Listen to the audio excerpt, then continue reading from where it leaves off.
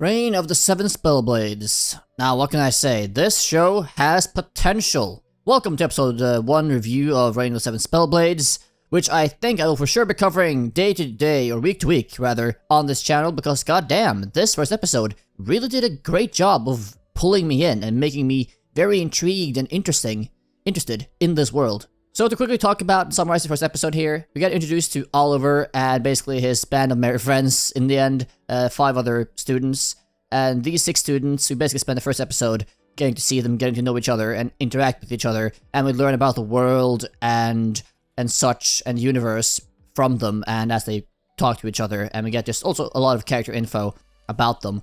The first episode is basically just the entrance ceremony and then the first day for the classes start.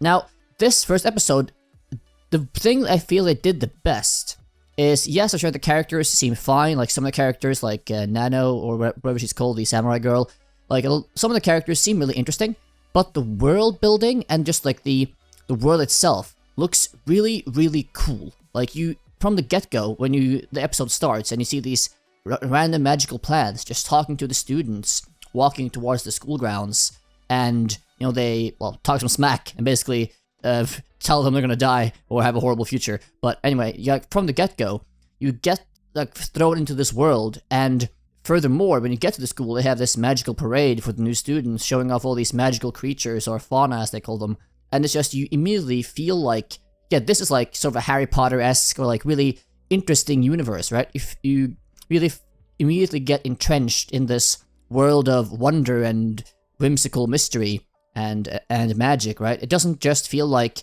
okay, it's our world, but with some magic, but it feels like a completely different and unique and actual world and universe, different from ours, where it just has all these unique elements that just make it wondrous and really different and unique. This entire first episode does a really good job of just highlighting and getting you immersed, and without dumping too much info, just teasing you with information and just getting you interested in this world as a whole. And you really just feel drawn in, and that feeling of, like, that whimsical feeling of wonder and magic and such is really difficult to capture in a way, but how they did this in the first episode shows to me that the author or the director, whatever, they really know how to make a world and how to do world building, because this is like one of the best sort of starting episode world building I've seen in anime in a long time. Now, there wasn't anything in this episode I really disliked. I mean, I did make a ton of notes, way more notes than usual, because a lot of interesting things happened. But, for example, maybe the one thing I was a bit questionable about was the one brunette girl when she was talking to Guy, which is his actual name, yes, when they saw this troll being paraded, and then she basically goes on like a tirade rant almost on, we took their land, and, you know, they're intelligent, but they've been enslaved by us, and we're using them to parade them around like some beasts, right? But they're actually intelligent, or whatever else, like, the point of her small rant was. It's like, sure, okay, I mean, if that's part of her character and whatever else, it's fine. I mean, Guy basically comes back and sort of argues with her, but like, hey, but these trolls, they plunder our fields where I'm from, like, my farmer family's fields and stuff, and then, you know, she claps back with, but it was their land first. I mean, that entire interaction there, it's like, I don't mind that if it's part of the character and just something, it's there for a reason, but like, having watched a lot of Western Hollywood makings in the last decade, right, it's like,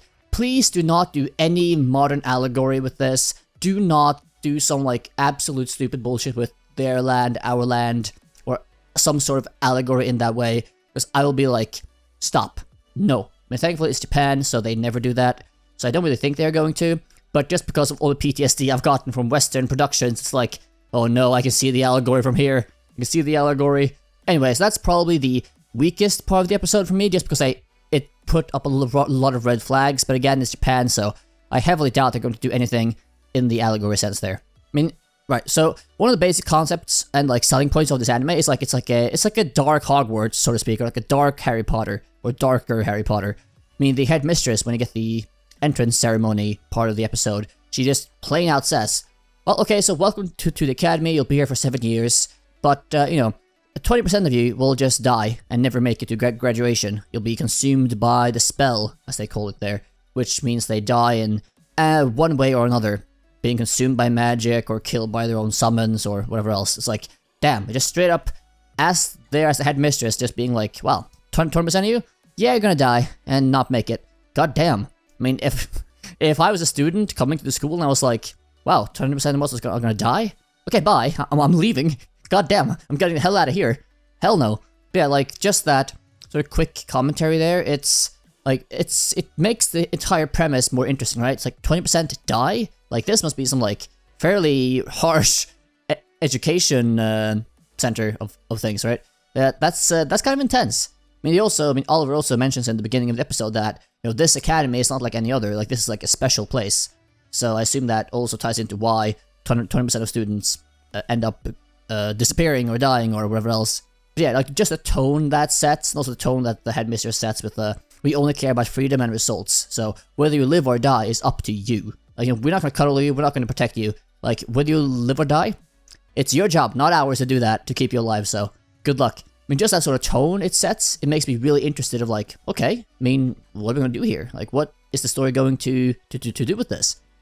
The headmistress also makes one last comment in her speech that I was like, hell yeah, I love this tone, where she says, and I quote, "This is how we made it to where we are today, by paving the road with the corpses of the dead." God damn, lady, you're going hard. I mean, I love that tone. I love that sort of this entire speech, just, to me, sets like a really good tone of like, yeah, this world, or at least this academy, yeah, it's gritty, it's darker, like, there are no fluffy clouds and happy animals here.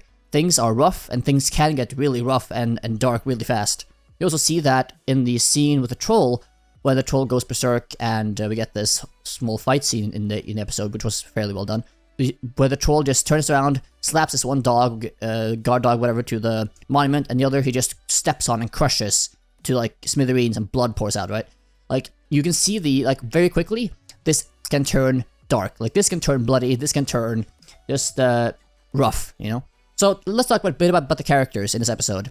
We do get introduced to these 6 characters, our MC Oliver, and then Nanao, whatever her name is, a samurai, and then 4 others. We do just get a general introduction to each. We don't get to know a lot about each character, just like, okay, where they're from, what they're like doing, like family history, just like very basic information as they talk to each other and are introduced to each other over this banquet meal. But, you know, it does the job of like, okay, these are our main cast for now, and we get like just some basic information about them. I do love the small details they include.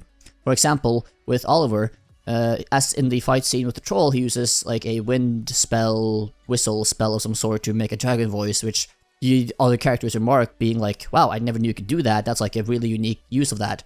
And then they add on to that in this introduction scene, where Oliver says that, yeah, so yes, I'm Oliver, from this family here, but, and, you know, my skill, or like my sort of quality is that I am really good at altering spells and using spells in new and different ways and being really creative and versatile with that.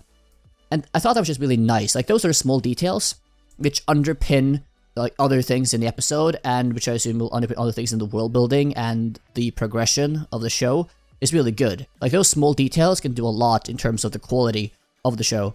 To also further underpin like the darkness of the show in a way, like this samurai girl, right? She's ditzy, she's really cute, always smiling, always positive, and like she's a really nice character. But when she's introduced, or like she introduces herself, she says like, yeah, I'm from the samurai clan, and basically I was in the war, and I was about to be killed, but this mage saved me, which was McFarlane's father, and she is like another of those 6 students.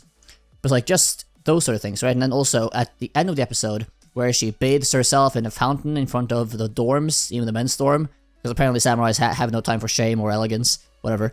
But she, you know, you can see, Oliver sees her scars on her back, right?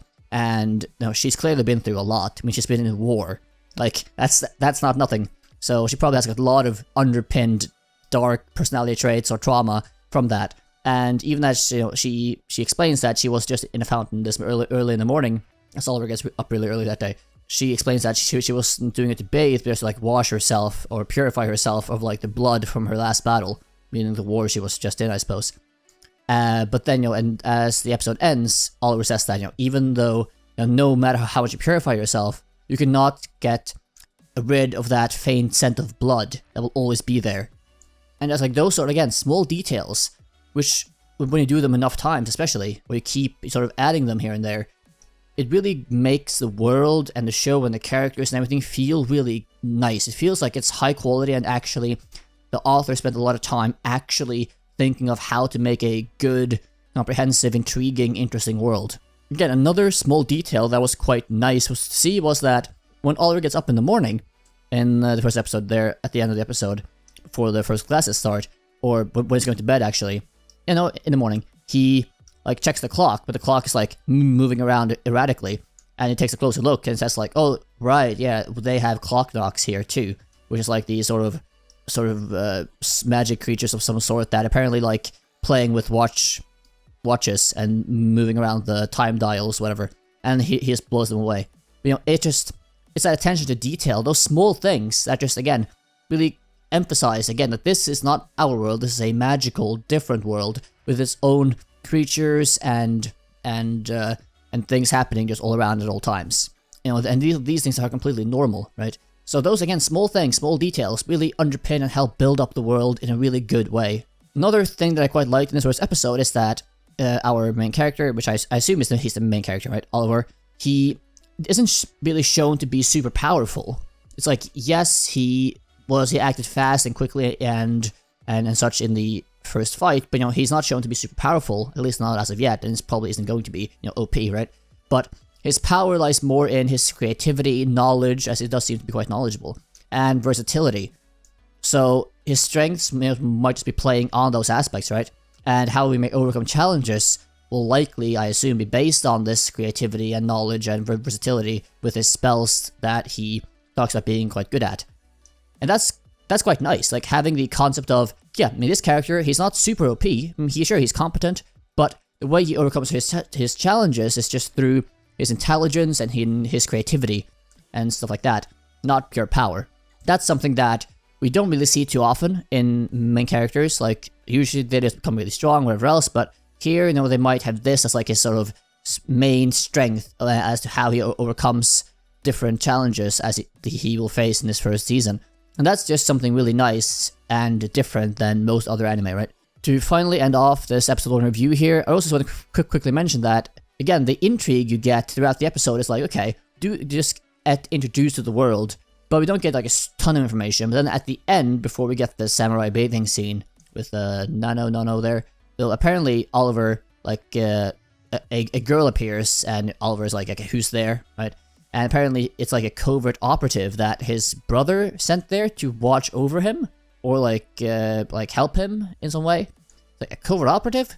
His brother? Because like it does also mention his brother and sister are already students at the academy, something like that. But a covert operative, I mean, what does that mean? What?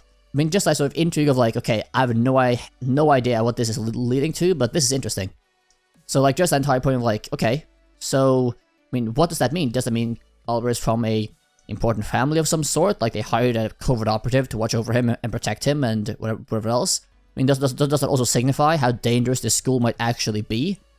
It's, yeah, I mean, it's very interesting, and it poses a ton of questions that we will probably get the answers to throughout the season, but that will probably just keep you hooked and interested of like, I want to see more, I need to see how this develops, I'm really interested to see what they do with this moving forward. But anyways, yeah, I mean, that's going to be the end of this episode 1 review. This show, again, first episode, it was quite good, I really quite liked it. One of the best world building promises I've seen in a long time. I think the show can be really, really good if they keep this up as they did in the first episode. So for me, very solid start. I would highly recommend you give it a watch and see for yourself if you like it or not. I think it'll be right up my alley, hopefully yours as well. I will be covering the episode or the show, I mean, every single week here, as I think this will be a banger this season, one of a maybe hidden gem, or it will just become popular anyway, like Oshinoko did last season. Maybe not as popular, but still. That being said, if you enjoyed the video, please leave a like, subscribe, hit the notification bell if you would like to. I would highly appreciate support for the channel and such, so thank you. What did you think of the episode? Did you like the first episode? Do you think there's potential? Do you think there is a lot of, potential here? Do you think that the show will be good, bad? Do you like it, not like it so far? Whatever else, feel free to comment below your thoughts. I do read and respond to every comment, so thank you. That being said, I will see you all in the next episode review. So have a good day, and yeah, watch more anime.